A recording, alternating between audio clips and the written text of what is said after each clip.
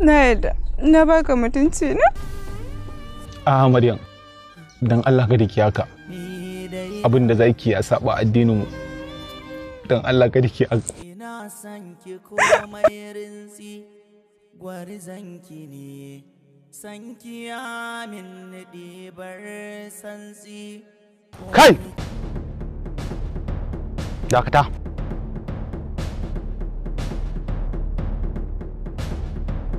Na ma fasa.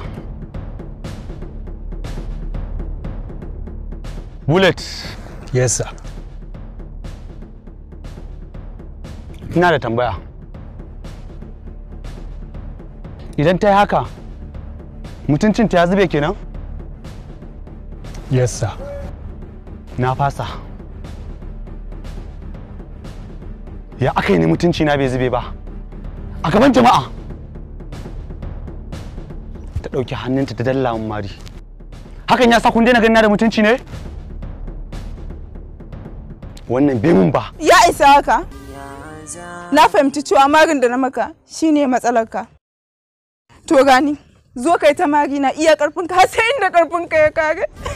Idan kuma ba marin ba, ka faɗi ko me kake so don ya zama fansa a gare ni. Ni dai ka kyale shi, ka rabu da shi don Allah. Fansar ƙauna.